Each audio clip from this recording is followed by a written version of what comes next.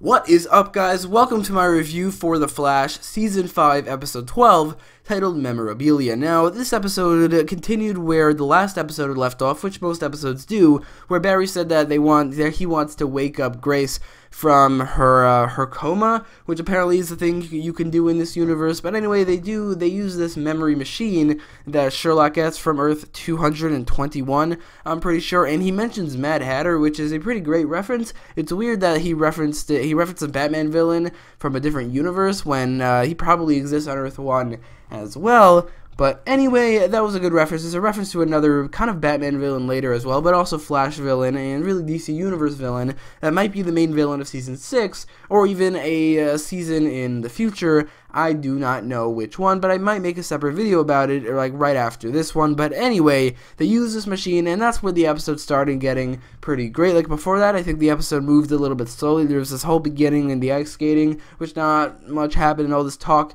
about going into Grace's mind. But once it finally did go into Grace's mind, or at least once Nora started going into Grace's mind, that's definitely where the episode started getting pretty great.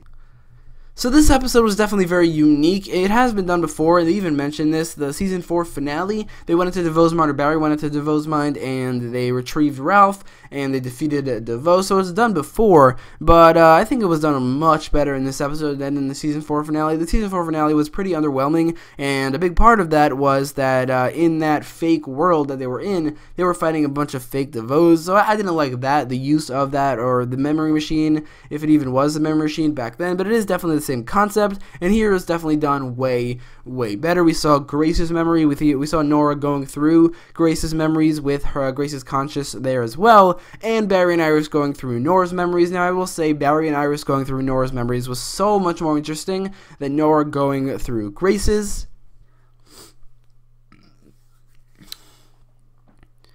That's not to say Nora's storyline was bad, it definitely wasn't, but just Barry and Iris going through the Flash Museum was so much more interesting. It was, we saw the future for a little bit. This is like probably 15 years in the future, I'm gonna guess, I don't know, but it was cool to see. I would also like to see an episode where they just actually go to the future, but this is also pretty awesome. We see the Flash Museum. It's weird, but in the Flash Museum they had a lot of like real world stuff.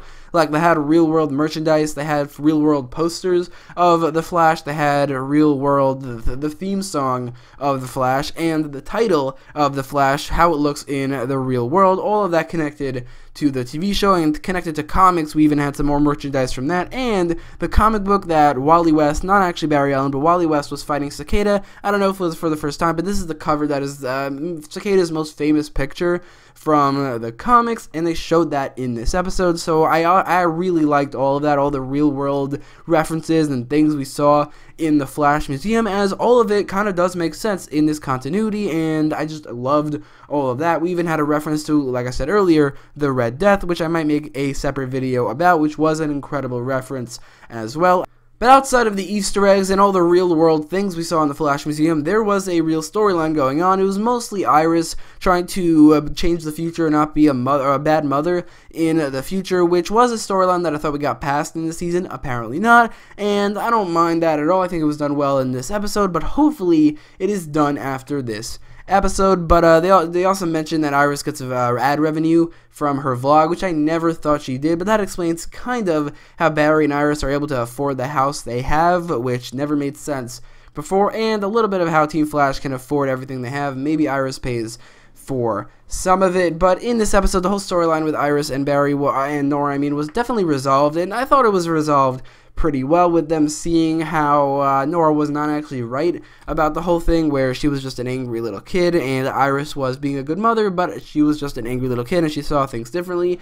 But we also had Reverse Flash returning in this episode, which in the trailers he was definitely heavily shown, and I gotta say it's very disappointing how he was used in this episode. He was the defense mechanism for Nora's memories in this episode, and I would have liked to see a little bit more of him, maybe an extended fight between him and the Flash, give him more lines, maybe. He had no face, but then he got a face afterwards. I don't know how that works, but that is how it happened. Or maybe like it was a costume that he turned into the actual real Reverse Flash. I don't know, but I do think it was pretty lame how he was used. Also how he was just defeated by one blast from the Thinker's chair by Iris. That was not a great scene in my opinion, and the episode didn't think so either. I mean, if you watch the episode in that moment, it completely glitches out. I don't know if that was something that was intended. Definitely not though, but definitely Reverse Flash was disappointingly used in this episode.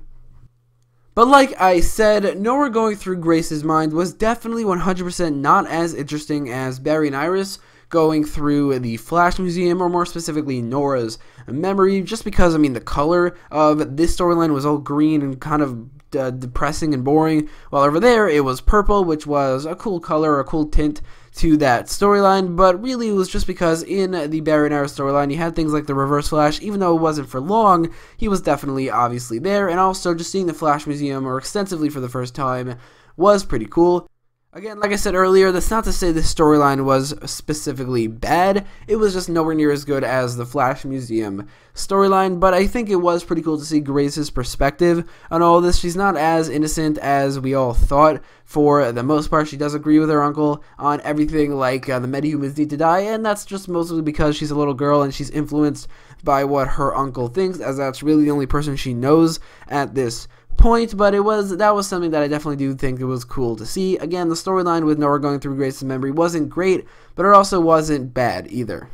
But getting past the whole memory thing, there was a storyline with Ralph and Cisco, which definitely was one of those storylines that is just takes away from the episode just a little bit. I mean, I didn't dislike the storyline. I did like what they're doing with Cisco, which is possibly getting him off the show by giving him a love interest. And he said earlier he wants to grow old with a wife. He probably will with this woman that he met in this episode, and probably move out of Central City and leave the show, which I did. I would not mind that. I'm hoping this storyline sets that up in this season, but I didn't love the storyline either. I mean, it was one of those storylines on The Flash that is not typically handled very well. We saw it a lot in Season 4. We saw it in this season as well, like Ralph and Cisco going out to a bar, mainly so that Cisco can meet this woman. I don't think it was incredible or anything, but I hope it leads to something good in the season with Cisco probably leaving the show.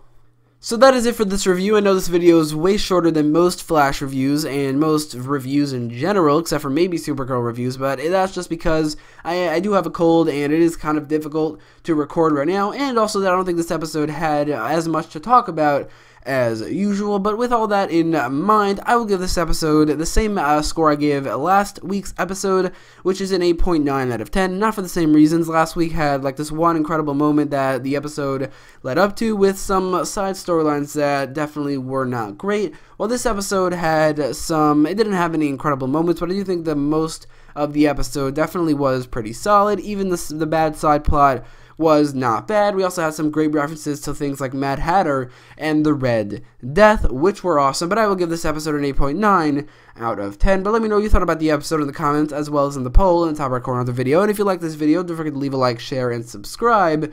And thanks for watching.